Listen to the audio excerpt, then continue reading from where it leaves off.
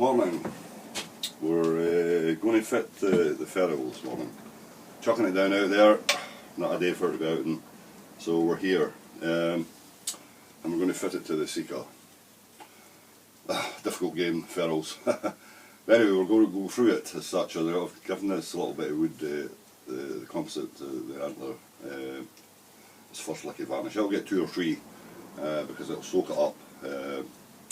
But anyway, let's get started on this.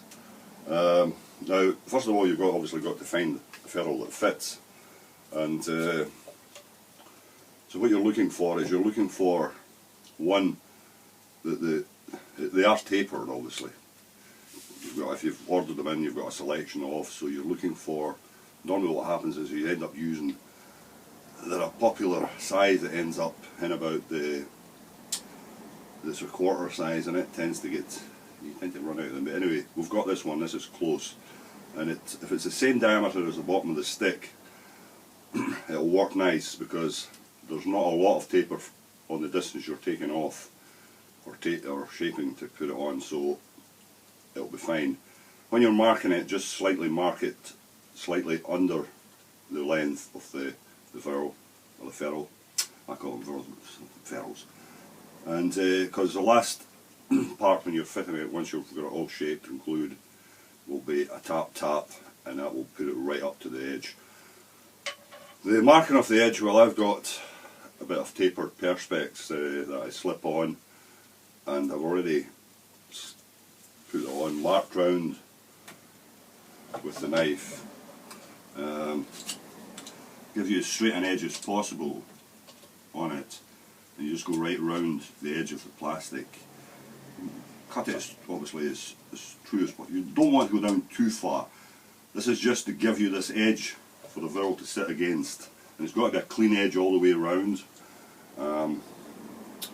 So go round it with the knife, mark down the way, keeping it right on the edge of the plastic, and then I've done it already. You don't want to be too far, just gauge just how far you want to be, and then cut it back, put the knife in about a 1/16 or so away from the line, and angle it back to the edge.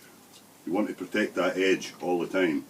That's the finished article, so you don't want to lose it.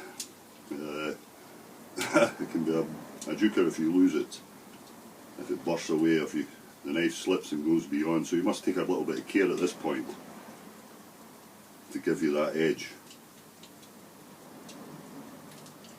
And just work your way around it, taking a little bit back every time towards the end of the stick, just at a slight angle, not too much. Control it as best you can, not too much pressure.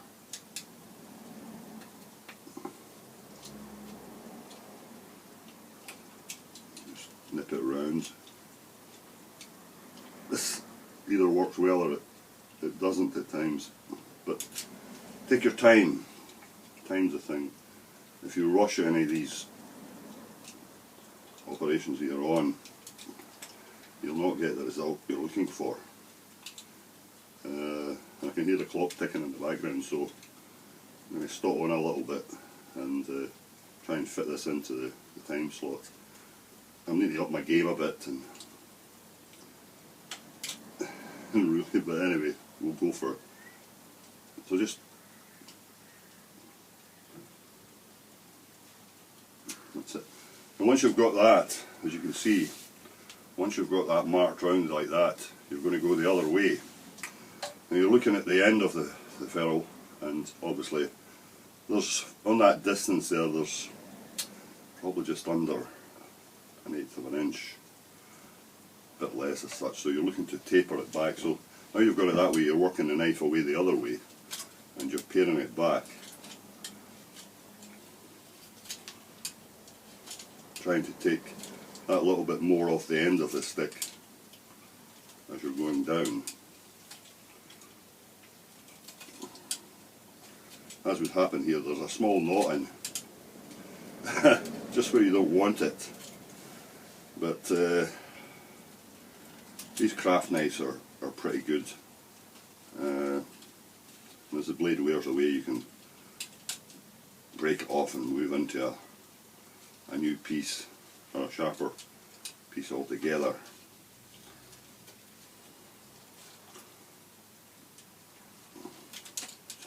But just work your way around, taking it off.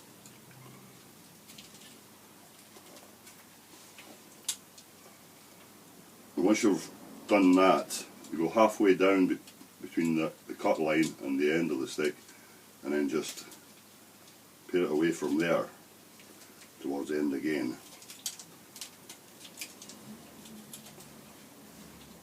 Working your way around, turning the stick.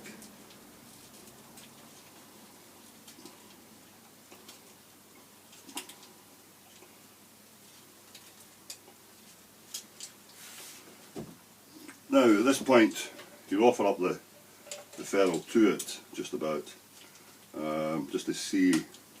The idea is to try and run as true as possible. This is the point you're wanting to get an idea of how much you have to go. As you can see here, we're very little to go now. So really it's just a sandpaper job now. And I use this Festool sander paper. It's pretty good, this, but it's got some holes in it, so, but it's quite good sandpaper. It's 120. And just work your way around, turning the stick. Don't come past that line though, the edge of where the edge of the ferrule is going to sit on the stick. You don't want that at all.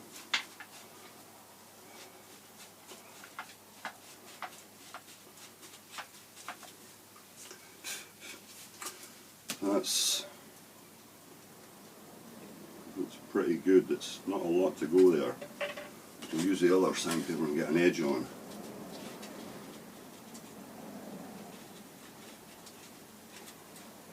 Same again, taking off a little bit at a time.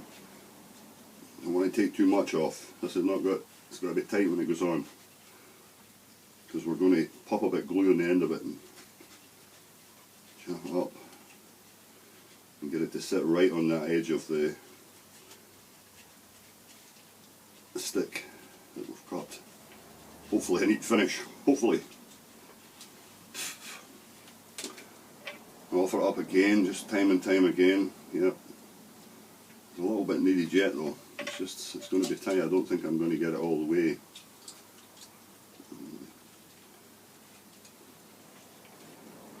Just a little fine pair now. Looking for the high spots, which there'll be one or two high spots on it. So just keep your eye on as it's going round.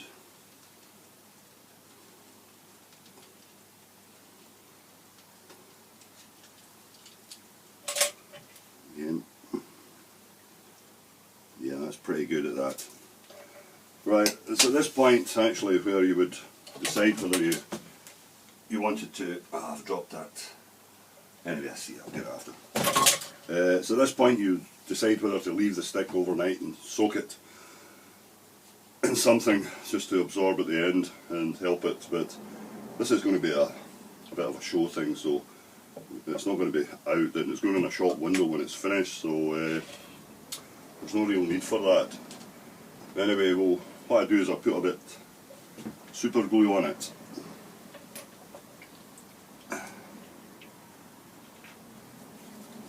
That's a chap it. Use a Gorilla super glue too, it's pretty good. I just put a dab of that round. I'll also, later on, I'll bore it if need be and pin it if it's a stick that's going outside, but as I say, this one here, just turn the stick and a wee touch, keep it in the middle. You don't really want it driving up too far. There we go. Right. Let me have a little look at this. Yeah, that'll be alright, I think, yes. Pop it on there. Yep. Once you've got it on there like that, you're really putting it on the floor now. Just check it. We're sitting where we should be. A little turn, I think.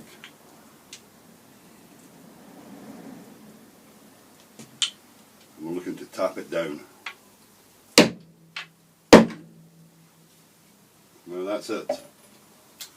As you can see, it's made it fine. That's what you're looking for, that final tap tap, and it sends it up. Both edges, the edge of the stick and the edge of the ferrule will match within reason anyway, if you've prepped it right.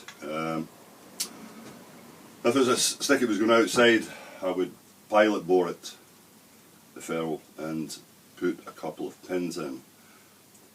But because this is, as I say, it's not going to do any work as such, that will hold it fine. But it's that last couple of taps, bang, bang, you want to try and get.